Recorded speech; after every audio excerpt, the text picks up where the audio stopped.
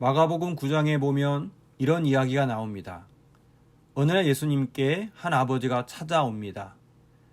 자신의 아들이 귀신이 들려 갑자기 불에 들어가기도 하고 물에 들어가 자살을 하려고 한다는 것입니다.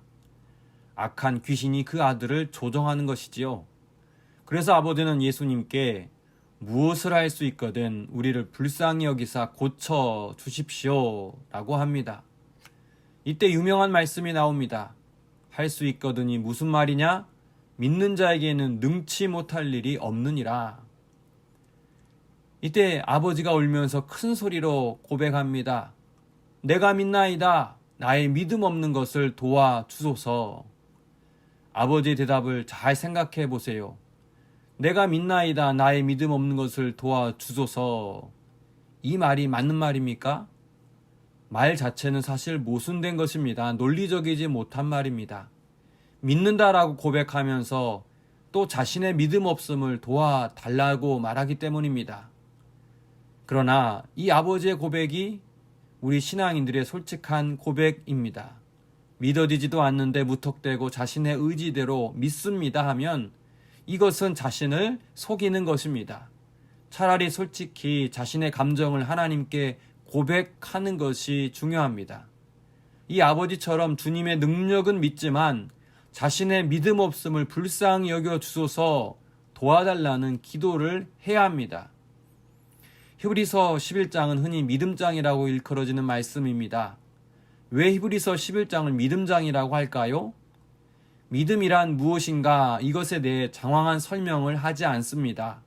과학적이며 학문적인 언어를 사용하여 이러이러해서 하나님이 계시니까 하나님 믿어야 한다는 논리로 믿음을 풀어내지 않습니다. 믿음의 삶을 살았던 신앙인의 예를 하나씩 들면서 믿음을 설명합니다. 창세기에서부터 시작된 수십 명의 믿음의 조상들의 이야기를 나열하고 있습니다. 그런데 이 수많은 신앙인들의 믿음을 통해서 발견되는 원리 하나가 있습니다. 믿음이란 미래의 사건을 현재로 끌어오는 능력이다. 이것을 히브리서 11장 1절과 2절에서 이렇게 말씀합니다. 믿음은 바라는 것들의 실상이요 보지 못하는 것들의 증거니 이 선진들이 이로써 증거를 얻었느니라. 오늘 본문은 그 중에서도 믿음의 조상들 가운데 이스라엘 족장들 아브라함, 이삭, 야곱, 요셉 이들의 이야기, 모세의 이야기 그리고 여리고의 기생 라합의 이야기가 나옵니다.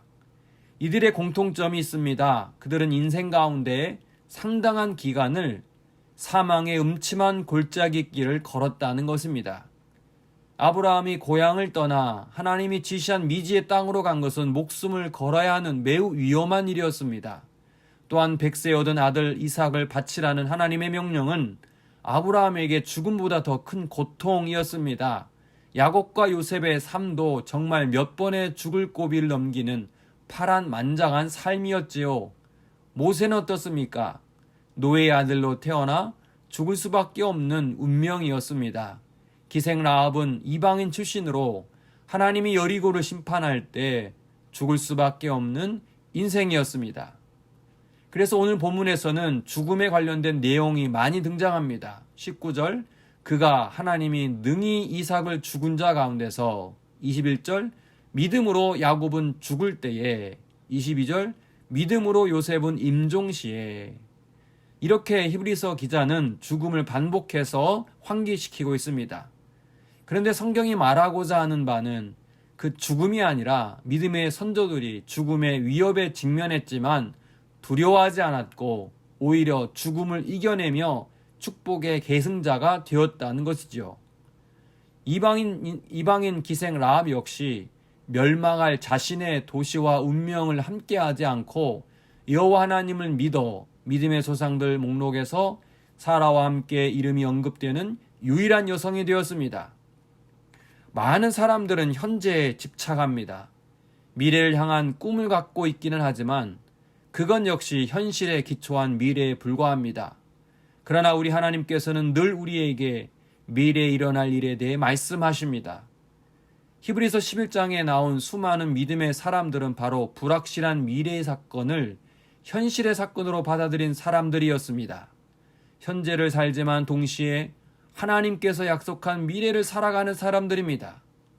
우리가 착각하지 말아야 할 것은 히브리서 11장에 나온 믿음의 선조들이 우리와 전혀 다른 탁월한 믿음의 사람일 거라는 생각입니다.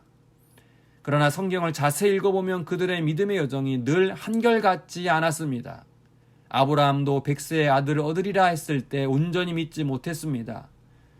목숨을 염려하여 아내 사라를 누이로 속인 일이 2번이나 있었지요.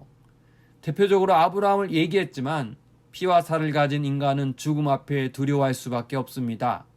눈앞에 닥친 고난을 피하고 싶은 것이 사람의 본성입니다. 그럼에도 그들은 하나님을 향한 믿음을 포기하지 않았지요. 믿음이 없이는 하나님을 기쁘시게 못한다는 것을 알고 흔들리면서도 순종했습니다. 오늘 저와 여러분은 히브리서 11장에 나온 많은 믿음의 선조들처럼 순례의 여정 속에 있습니다. 때로는 하나님의 약속이 이루어지지 않은 것 같고 너무 멀게 느껴져서 속상할 때가 있습니다. 그러나 포기하지 마십시오. 믿음의 여정을 여기서 그만두어서는 안 됩니다. 예수 그리스도 안에서 보이지 않는 것을 보이는 것처럼 장차 일어날 미래의 사건을 현재의 사건으로 인내하며 기다리는 예수님의 사람들 되길 주님의 이름으로 축복합니다. 아멘. 하나님 아버지, 히브리서 11장을 통해 믿음으로 살아간 선진들의 발자취를 보며 우리 자신의 믿음을 돌아보게 하시니 감사합니다. 주님, 우리 역시 믿음의 순례길에 있습니다.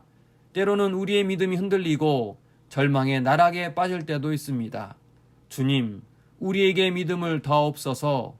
믿음으로 인해 찾아오는 고난에 당황하지 않고 예수님을 생각함으로 참고 이겨내게 하옵소서. 예수님의 이름으로 기도합니다. 아멘.